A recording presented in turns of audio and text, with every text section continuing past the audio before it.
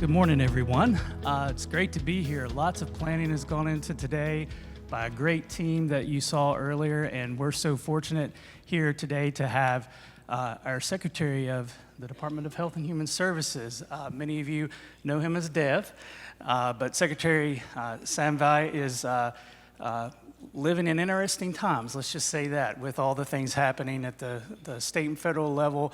Healthcare was a challenging place even before some of the current challenges that we have. But I want to tell you a little bit about him, and then we're going to dive right into questions this morning. You've seen the agenda today. It is a very, I'm happy to say, I think it's a very good agenda with a lot of good speakers, large panels that have diverse perspectives, and today, in a very politically agnostic way, having diverse opinions and thought leadership from everyone is going to be a healthy day for all of us. So thank you, Mr. Secretary, for being here. So here we have today, a special guest that is going to give you some unique perspective. I think for most of you know that on January, I believe, of 2025, he was sworn in to be our Secretary of Health and Human Services, and since then, he's been very busy. But before that, he was a family medicine physician and a professor at Duke University. He's a member of the North Carolina Medical Board. And prior to serving in his role with the North Carolina Department of Health and Human Services, he served as president of Duke Regional Hospital and was president of the Medical Society. And his work has focused on improving access, developing the healthcare workforce, and making care more efficient. And he's also the first Indian American cabinet member to serve under a North Carolina governor. So, Mr. Secretary, thank you for being with us this morning. Thank you for having me.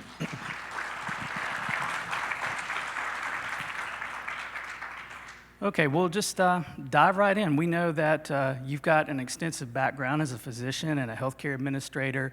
How do you think your experience in medicine and healthcare leadership has really now shaped you for this unique perspective and opportunity you have in public service, particularly in tackling systematic challenges that we're having at the state level right now? Well, thank you for that question, John. Let me first say thank you for the opportunity to be here. Thank you, State of Reform, for coming to North Carolina, and all of you for being here. I see so many familiar faces in the audience. Although the lights are so bright, I don't even know who's really in the audience right now. Nevertheless, I think this really represents the collective moment to solve some of the biggest challenges we have in North Carolina. And I think it's hard for many of the stakeholders in the room to not be thinking about some of the things that are happening on the state landscape as well as the federal landscape. But I also think we have to start thinking about what happens after we solve today's problems, because we will solve them, but we now need to think about what happens next. So to your question specifically, as I look back on being a provider, being a part of a health system, being a part of a community, I think there's very little that really separates the private enterprise from the public enterprise. Physicians want their patients to get better. Health systems want their communities to be better. Payers want their population, their members, to be healthier and to thrive. So there's not a whole lot of difference there. I think how you measure success is a little bit different. The narrower your scope, I think the more specific your measures of success. The one difference I have recognized, however, in all the prior roles that I've had, if there was a problem that was really challenging, you would often look to the state to help you solve the problem. And in the state, you often historically would have some amount of the feds to be able to help you solve that. We don't have that today. And I'm not sure how much of it existed even before I took the role. So we're going to have to figure out how to solve some of these challenges with what we have in North Carolina. And I'm a firm believer in public-private partnerships. One of the most impressive things about the agency is that although we're a $40 billion agency, the vast majority of those dollars actually go out to individuals, either in the form of services and benefits or subrecipients to run those programs. And I think that really represents the fact that you got to deliver this care locally, and you have to do it with public-private partnership.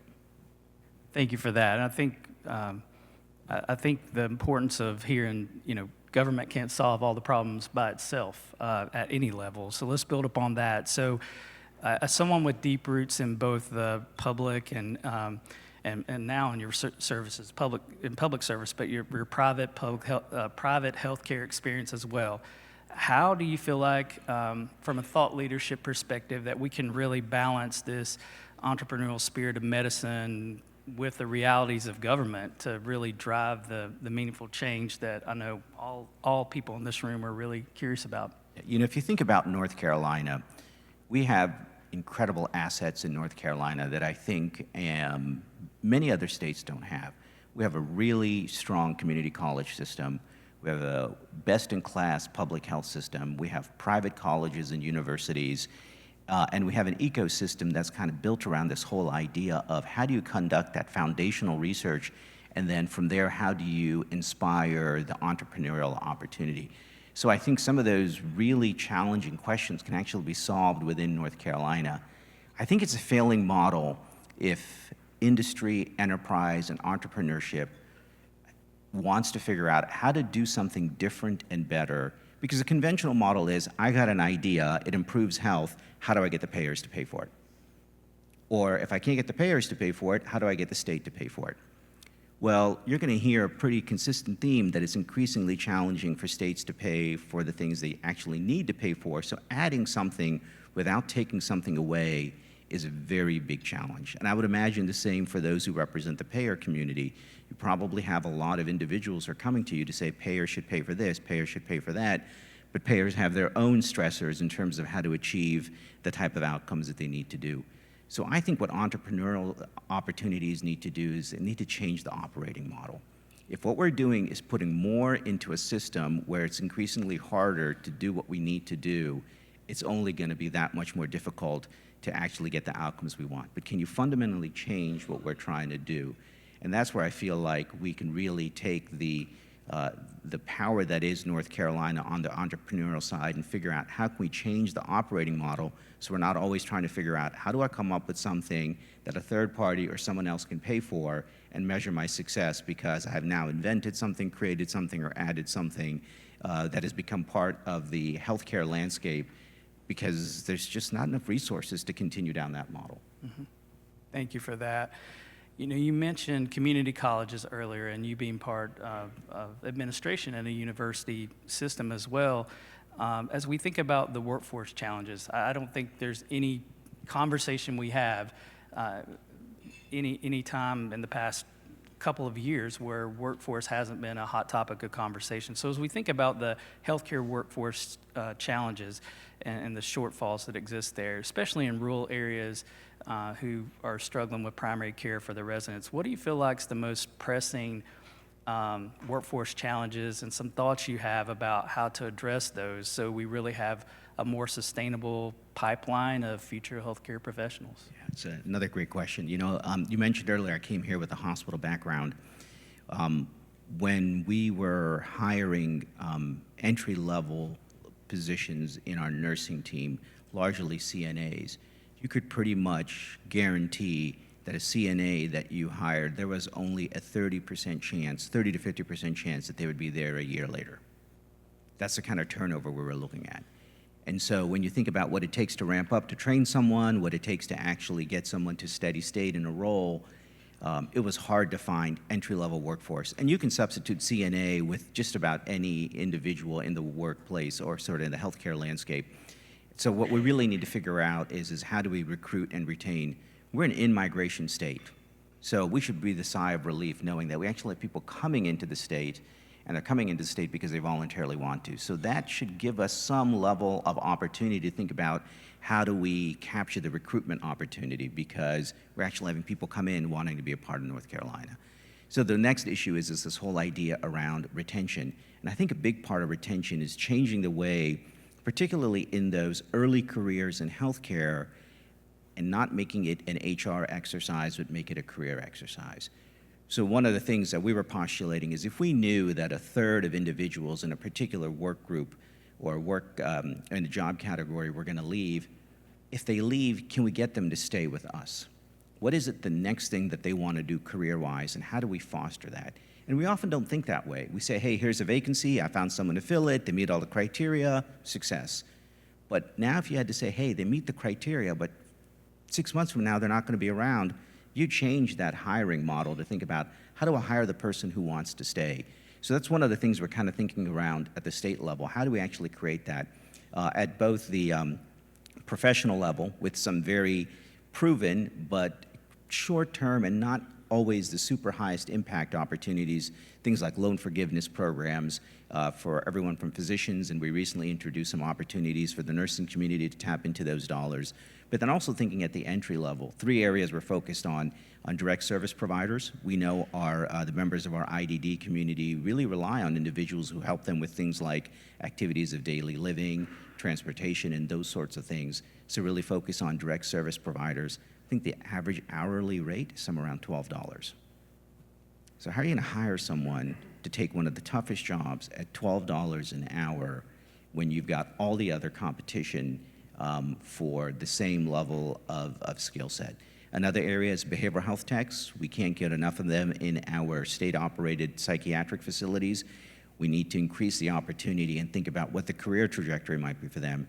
And I'd be remiss if I didn't mention nursing. I mean, we're going to have such a significant nursing shortage in North Carolina if we don't figure out how to actually get more individuals into nursing, want to stay into nursing, make it a respected, rewardable career. We're going to continue to face the challenges that we have.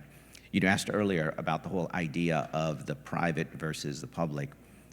It's interesting how it all depends on perspective. So when I was a part of the Duke system, we would talk about how we lose a lot of our really good, talented individuals to places like other health systems and oftentimes private enterprise. And we would use things like Chick-fil-A and UPS as the examples. We were losing individuals to Chick-fil-A and UPS. At the state level, we were actually losing them to other health systems like Duke. So the challenge you have is this kind of domino effect that if there is a greater economic and professional opportunity somewhere down the road, the more challenged you are to hire individuals, the harder it is to continue to retain them. So we've got to change the model on what it means to build a workforce. Can't just think about it as a hiring exercise. We have to think about it as a professional development exercise. Thank you. You had to mention Chick-fil-A. Now, all I'm thinking about is chicken minis. Exactly, yeah. As we think about these policy shifts that are occurring and the landscape and that's really shifting right now, and we think about future funding and uncertainty, how do you feel like these things in total are really impacting and affecting North Carolina's service delivery system? And what proactive steps do you see that DHHS is taking to do some scenario planning to help mitigate those risks and really capitalize on opportunities for the most vulnerable populations in our state? It's another great question. I mentioned earlier some of the challenges at the state and federal level. So why don't we just list some of those, and I'm probably going to forget some. On the state level, we have the budgetary challenges with not having a fully funded Medicaid program. And we know what that means when you have to find a way to balance the budget in the absence of those dollars, what that's going to mean for providers and the patients and others who rely on providers whose cash flow situation is entirely dependent on having Medicaid rates that actually are sustainable and affordable. So we've got that challenge in front of us. We've got a couple of other challenges on the state side, but let me shift to the federal level right now. We know that with the federal shutdown, that's created a unique problem in the food and nutrition space. So as many of you may have heard, the SNAP program will not be funded by the federal government in November. What that means is there's 1.4 million North Carolinians, 1.4 million, 600,000 kids who will not get their EBT food resources on November 1. And how do you feed 600,000 kids? You can't rely on food banks indefinitely. What do you do with the 60 to 70,000 veterans who are in that group and the hundreds of thousands of individuals who are elderly, aging, who are facing the same challenge with food access? So we've got that we have to layer on top of it. And then one of the other things that we haven't been able to focus on is some of the changes with House Resolution 1 and how that changes the dynamic of what's the state's responsibility versus the federal's responsibility. So we're trying to manage all of these things simultaneously. And I would say that the one thing that motivates me behind all of this is, as we talk to individuals who are helping us solve this, whether you're in the lawmaker space, in the advocacy space, everybody wants to solve the problem, which is good. I think if we were in a situation where individuals wanted to sit on the sideline and say, hey, it's all working, we don't need to fix it, that would be problematic. So one of the things we're trying to do at the agency and move as fast as we can is kind of forecast what that means. What are the challenges when you don't have the ability to execute on a federal benefit? What are the challenges when you know that you're going to end up having resource constraints and access challenges if you're not able to pay providers a sustainable rate in terms of reimbursement? So I wish I had the perfect example in terms of how we would solve the problem. I think the best we can do right now is continue to advocate the way we are and then try to forecast as much as possible so that we don't have that worst case scenario. Thank you. As we think about vulnerable populations, we know that integrated care is super important. And as we think about the mental health, behavioral health crisis that we've heard about across the country, not just here in North Carolina, I know many of our LME MCOs are here, our health plans, providers in this crowd, health systems, the emergency rooms we know play a large role in first responders, all the above. When we think about the crisis that I would say is a crisis that's happening in this space. Thank you. When we think about the crisis that we're all struggling with, are there any data, trends, things that you're tracking closely with that you feel like has helped the HHS really adjust your strategy, take a closer look at that, and what programs do you feel that the department are currently undergoing or thinking about doing that really may have a tangible impact for behavioral health services in North Carolina? This is an opportunity to say thank you to all the individuals that you had just articulated, our standard plan members, our LME MCOs, because we wouldn't be able to do the work that we want to do in the behavioral health space without the partnership that's represented by all of those entities who are also wanting to do the right thing for North Carolina. At a very high level, we can follow through emergency rooms and other resources what the demand might be for acute beds in the behavioral health space. But I think the behavioral health challenge is so intense right now that you often don't want to use utilization as a measure that validates something that you're doing makes sense. But we have such a need right now, so if we put things out there and they're used, I think we should feel confident and comfortable that we're doing the right thing. At some point, we're going to want to measure the outcomes that come with that.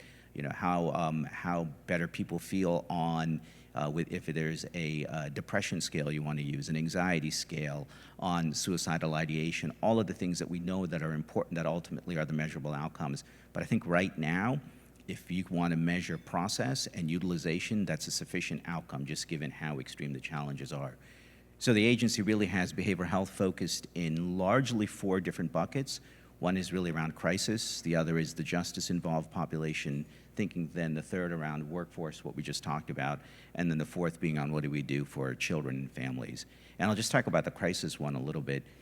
It's really basic. It's really anybody who is in crisis has someone to call, someone to respond, and a safe place to go for help. So that includes things like our 988 line, things like our mobile units, as well as behavioral health urgent care centers, which we've stood up 12 throughout the state. When it comes to other things that we're focused on with the justice-involved population, working with local detention centers to really understand if there's somebody who can heal in the local detention center as opposed to requiring an incapable to proceed label that then creates it more difficult for them to access services, trying to find how we can do things that way. I think one of the most exciting things that we're doing is with children and families is working in partnership to figure out how you actually deliver behavioral health services in the schools.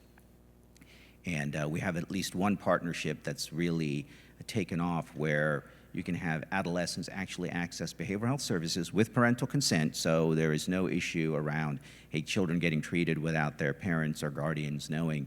And it's really been a winner for not only the children and the families, but the school personnel who feel like now that the children have access. And then a few other things that we're doing around workforce that I mentioned. I'd like to take credit for all that stuff, but I have to say that it really was well implemented before I took office. And it all starts with the funding. And so when you think about how you go about doing that, you can't talk about any of that stuff without extending a thank you to the General Assembly, because about a year and a half ago, They appropriated almost $1 billion, $835 million to start putting these things into motion. We're seeing them being used. So as I said, not the best outcome, always utilization, but given where we are and the challenges we have, I think we should consider that we're heading in a winning direction. Thank you for that. So the big question here, so with all these emerging issues that are current and all these competing interests, the challenges that you're faced with every day, particularly the past several weeks, with all these different emerging things that are happening, do you believe, as the leader of DHHS, that there are ways and strategies and opportunities in this space? And if so, how do you feel like you're going to help define that agenda over the next few years? And what is that? Yeah.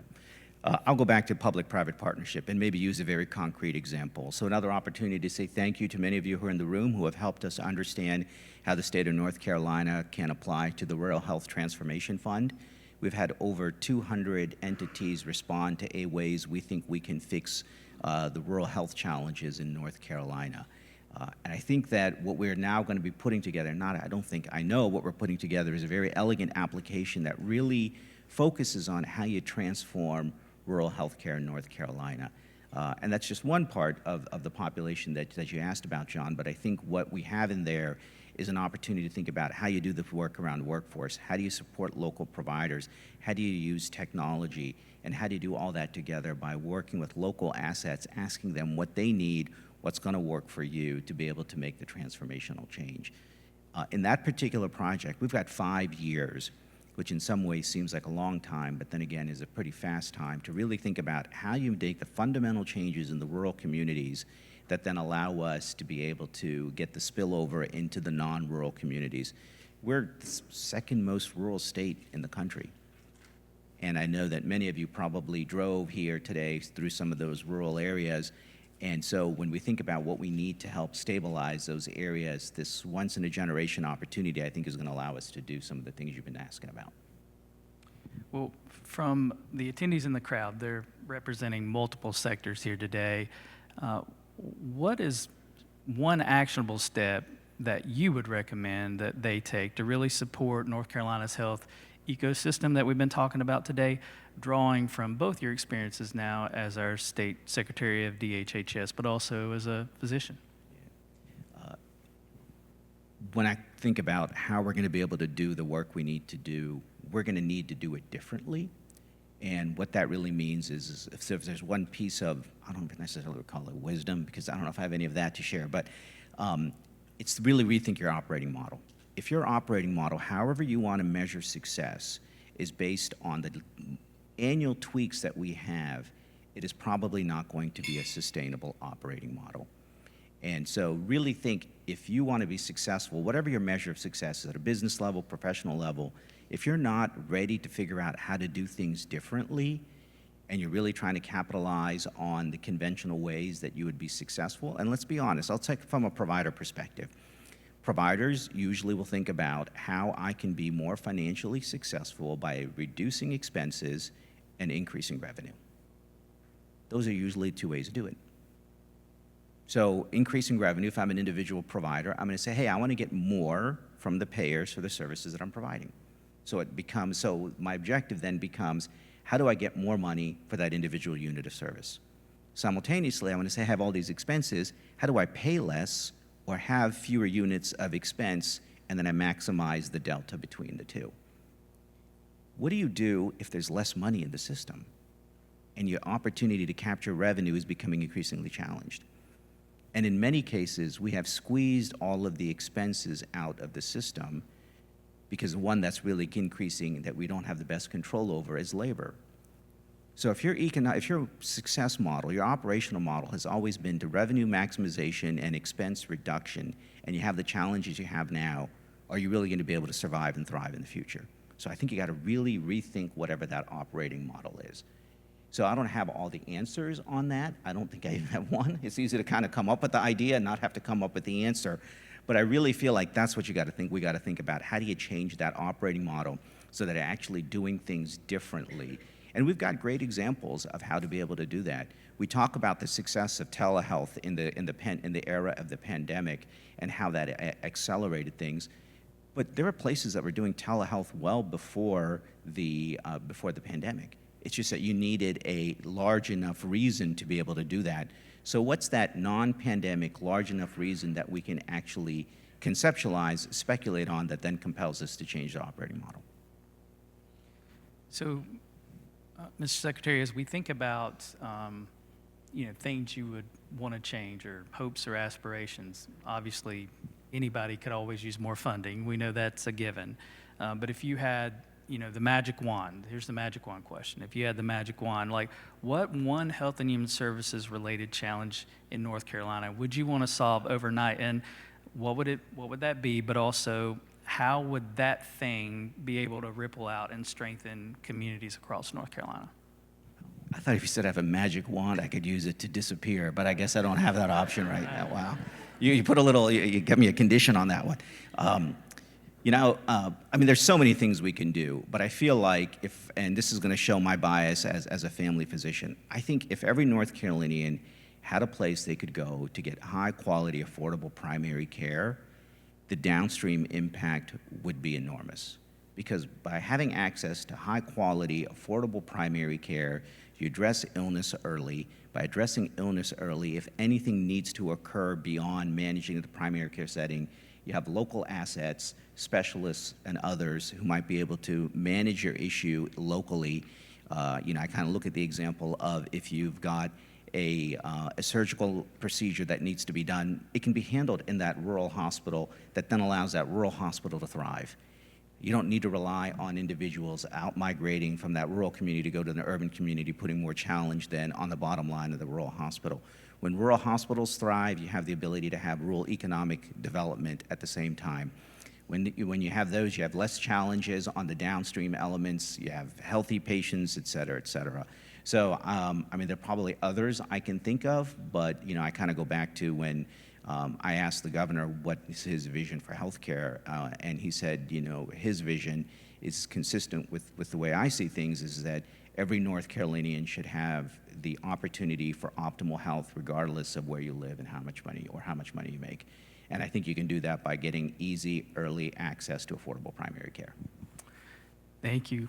Before we open it up for some Q&A, anything else you want to say to the crowd? I know we talked about a lot. I asked all the questions, but anything we didn't talk about? I think this was a great opportunity, and I don't think you can say it enough. We have some challenges in North Carolina.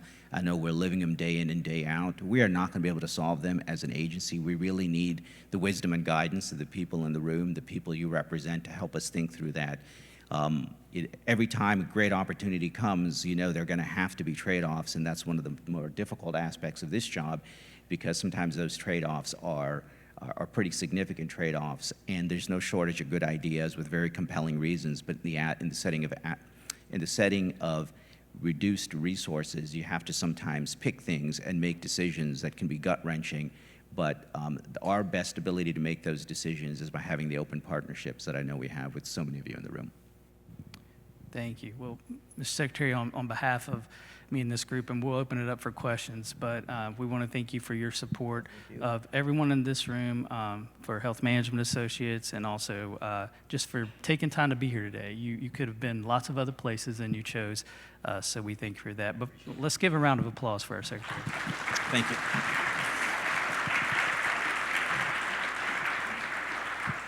Okay, just setting the stage, as I started out, we believe in respectful dialogue. We know there's lots of different opinions about lots of things, and that's the spirit of state of reform. So we're going to open the floor. I know our Secretary has a hard stop. He's getting on the road to do some things today. I'm sure that happens a lot, but we're opening the floor. We'll have people walking around with mics to be able to take questions for you to ask today. Anybody? Raise your hand. Thank you very much. It's just great to hear you talk about the health and well-being of our state. And I'm thinking specifically about our rural areas. We're getting ready to do a panel. I'm deeply, deeply concerned about our rural hospitals, particularly our emergency rooms. And I'm sitting here with some public health partners, and I'm thinking, how can we better utilize our public health systems, and how can we better support our emergency departments for what's going to be coming, which is a monsoon of people getting their primary and behavioral health needs met there, because now they're not having any other options. And how can our public health, how can we better support them in that as well? Yeah, that's a great question. You know, when I was running a hospital, I would say, and I continue to believe this, is emergency rooms are a great place to get emergency care. They're the worst place to get your diabetes treated and the worst place to get your hypertension treated and so forth. But you're exactly right. For some, there is no other option. So a few things. You know, so far we've been very fortunate to be able to continue to protect Medicaid expansion. 600,000 individuals, many of them in rural communities, who continue to have access to health insurance, which will then hopefully allow them to access providers and others and not rely on the emergency room for those sorts of services that are primary care. We have to support our public health departments. We know that public health departments are also faced with the same challenge around labor. You know, we know some of our public health departments in this state may have up to a 20 to 30% vacancy. We have to simultaneously match that with being able to make sure the other social services in those counties are strong, because you can't solve everything with health care. And I think that's one of the things that we have to get ready for. We have medicalized a lot of things that aren't easy to solve in health care, and I think we're going to figure out how do we get that partnership, particularly with social services. Because you're right, that's the most vulnerable group that we need to stabilize. If we don't stabilize them, what I'm excited about is what we've proposed to the federal government in our Rural Health Transformation Project is exactly that. How do you continue to work with the local entities who have the expertise and support everything, including those local hospitals? Thank you. Good question. Any other questions?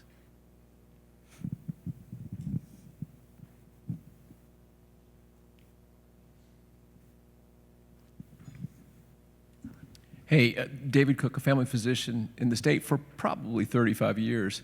I love your thoughts around primary care, but yet I don't see the state moving forward fast enough to support primary care, both at the medical school level, residency level. What are your thoughts and ideas on this state taking a more aggressive stance to support primary care, both from the physician, APP level? Yeah, so there are a lot of things we can do, and I really appreciate that question. I went back to earlier to this idea of the operating model and how we have to really rethink the operating model. So let's think about the path to becoming a family physician. And so we wrote a paper a couple months ago on this idea that medical school should be 3 years. So the average cost for private medical school in the United States, private medical, is just $100,000 a year for 4 years. So the cost of a private medical school education is $400,000. It's total cost of attendance. Cheaper for state schools, but not that much cheaper. You're already starting from behind. So if you look at the medical education enterprise, and I'm not picking on med ed, I'm just the one I'm familiar with, is you could probably do medical school in 3 years. So why are we not compelling individuals to say, hey, think about doing med school in 3 years? What are the medical schools doing to be able to say, hey, can I become a 3-year program? You can absolutely do it in 3 years. Places already doing it, places like UNC. Those are the types of things we want to do so we can shorten the pipeline or the timeline that it takes to go from concept of wanting to be a primary care doctor to being the primary care doctor. And I think there are efficiencies throughout the system that we can figure out there. I also think we have to really be honest and recognize that, particularly in rural communities, the best individuals to become future providers in rural communities, physicians or others, are those who have familiarity with the rural communities, either through passion or some level of affinity, and in many cases because they were born and raised in those settings. So how do we find those individuals and compel them to consider careers? And it doesn't have to be in medicine, but in any of those other types of opportunities, whether it's in nursing, whether it's in physical therapy, and then really figure out how we tighten the timeline to get there. Because I feel like some of our educational systems have become a little ossified in the way that they think about doing work. And if you have to think about your operating model, how would you do things differently? I keep going back to the telehealth example. Telehealth had always been around. Nobody wanted to make the investment in it until there was a compelling reason to do so, and the payer said, we're going to pay for it. And so what is the next thing out there, whether it's in education, whether it's in anything else, that you have to kind of think within that same mindset of, if something were to change, what would my operating model look like? And then finally, we've got to, particularly on the primary care side, we got to figure out how to make the life of the primary care provider, regardless whether it's physician, nurse practitioner, PA, or anyone else, make it less stressful. Because I would say that when I think about who are the smartest providers I have worked with, they're not in the ivory towers. They're the rural independent physicians, rural independent NPs, rural independent others who are working in settings where they have a high volume of patients with high degree of complexity, with knowledge and awareness that they're the only game in town, and that if it's not them, they have nowhere to go except maybe the emergency room. And so we have to figure out how we can continue to support them so we don't burn them out and then keep making the problem even worse. One more question? Hi, Jennifer Gasparini with Advocate Health. Good to see you, Dev, and thanks for your remarks today. You talked a little bit about the Rural Health Transformation Fund. I'd love to hear more about what was in the application and what you're focused on there. So they're at a very high level, really focusing on this idea of how do we do things at the rural level around workforce. So what do we need to do to increase workforce across all domains, whether it's in the physician category, provider community, or others? How do we stabilize and continue to ensure that rural hospitals that need to thrive are able to thrive? So that's the second element. And the third that I haven't talked about a lot, and there are many others there, is really around technology. How do we leverage technology in a way that then actually creates that efficiency that we're looking for? We know that in some of the most rural areas, providers don't even have access to electronic health records. How will we be able to make sure that we can create that electronic health record opportunity? And then, it's always a convenient answer to say, and AI. But yeah, there is an AI opportunity that I think we can also capture to figure out how to make that work easier. I'm excited about what we're putting together for North Carolina. I think it really represents the guidance and the wisdom from the entire state. As I mentioned, we had over 200 stakeholders provide input. But ultimately, what we're hoping to do is to really stabilize and get those rural communities to thrive. The worst case scenario would be to put something together for 5 years and then have to worry about how to continue to fund it for that 6th year. What we really need to do is to create a process that becomes self-sustaining so that by the 6th year, you're not worried about the 6th year of funding. You're actually into a funding model that's self-sustainable. Mr. Secretary, thank you so much for being with us today and for, I know, the tough job that you have. And again, let's all give him a warm round of applause. Thank you.